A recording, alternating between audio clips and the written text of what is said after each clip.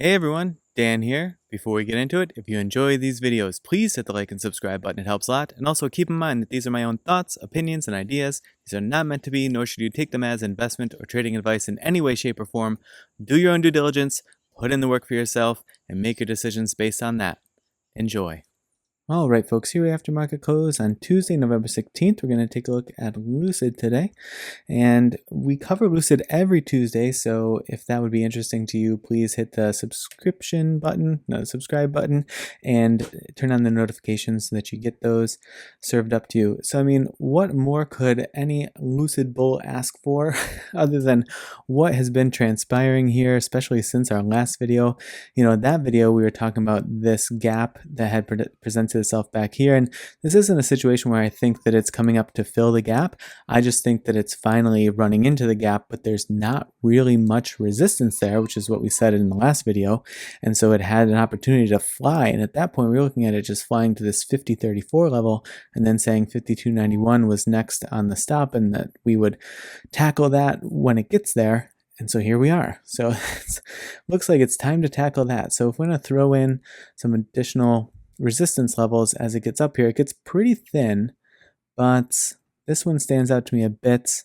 So it stopped just shy of that today, but here you see, I have to zoom in a bit, but you see resistance that flipped to support that again confirmed support there before this like insane drop of almost 40% in a day.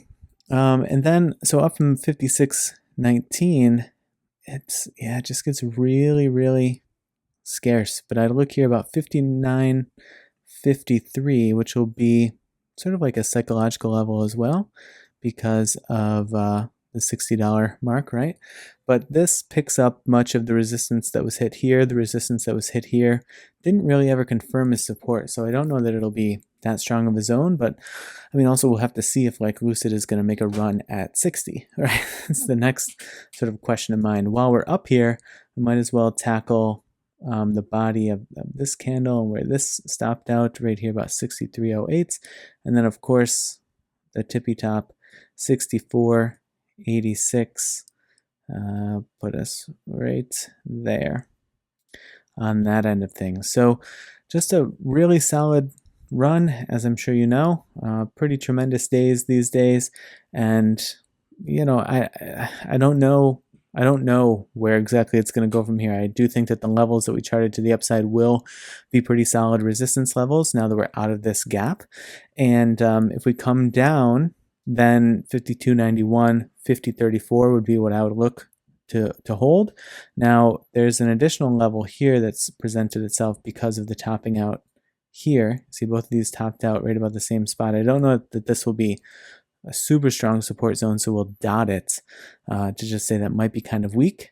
But obviously my concern here would be if it can't hold 52.91 and can't hold 50.34 and it comes down, can that 48.02 catch it, or is the support equally as thin as the resistance was within this gap? There's always the strong possibility of that being the case. There's probably a bit of a stronger support level here around 45.92, so just under $46, but we can kind of tackle that if it's needed, you know, next week or what have you.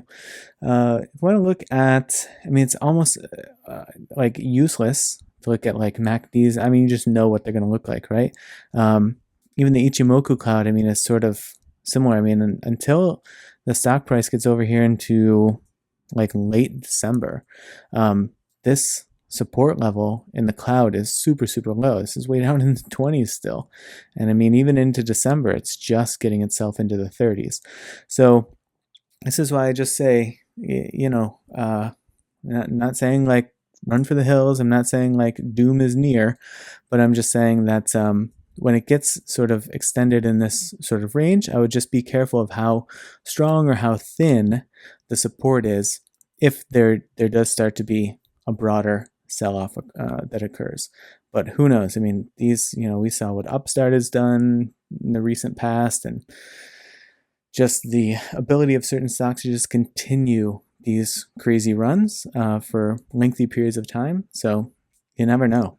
On the data side of things, you know, flip over here with Ortex, 86.38% of price change to the upside in the last month. So congrats if you caught all or some of that run.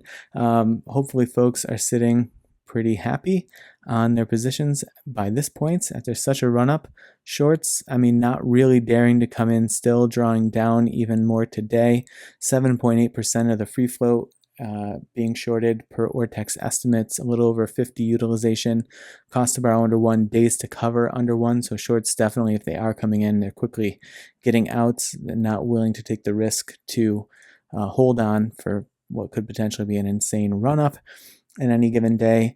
On unusual whales, here's what the flow looks like based on 30K premium, ask only, and out of the money and single leg only. So, kind of a mixed bag here. The last, through what we see from today. So a bunch of big orders coming in today, right? These are all 11/16. So tons and tons of big moves coming in. And it's pretty crazy. So in these instances, I like to kind of just see where we sit here. Right now, bull premium sitting about 57.83%, bear premium 42.17%, call premium, the sheer call premium much higher, and call volume nearly double what the put volume is. So, in that respect, looking pretty solid there. If we want to toss Lucid into the intraday analysis on unusual whales, we can see some of the biggest option trades. I mean, 1.5 million of 12, 17, $34 calls. So obviously that's a bullish trade, but it's also very, very deep in the money. Right, 34 strikes, very deep in the money.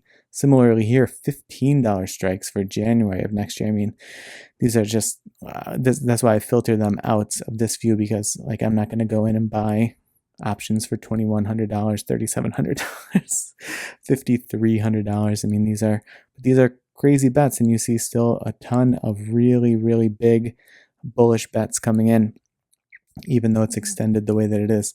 The dark pool also coming in today, about 5.2 million in dark pool volume, potentially contributing to buoying that price in some sort of fashion or form, delayed fashion or form, what have you.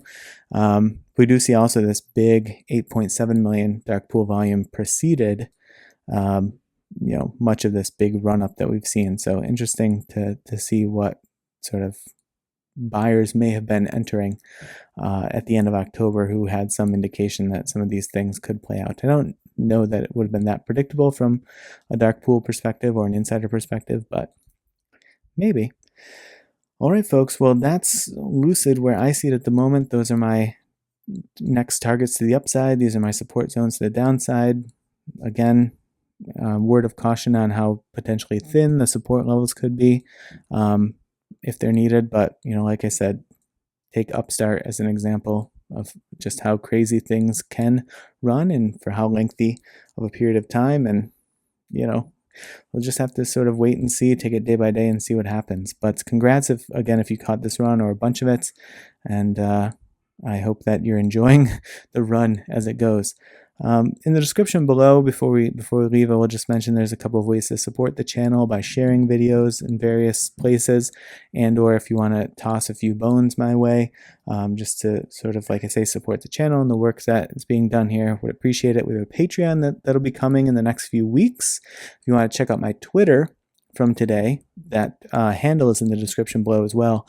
I tried to recreate what I envision the Patreon to look like by utilizing my Twitter feed today. So if you just scroll through and see what the Twitter feed looked like today, that's sort of what I would envision the Patreon feed to look like when that rolls out. A bunch of intraday check-ins and charts and videos and signifying entries and exits and that sort of thing.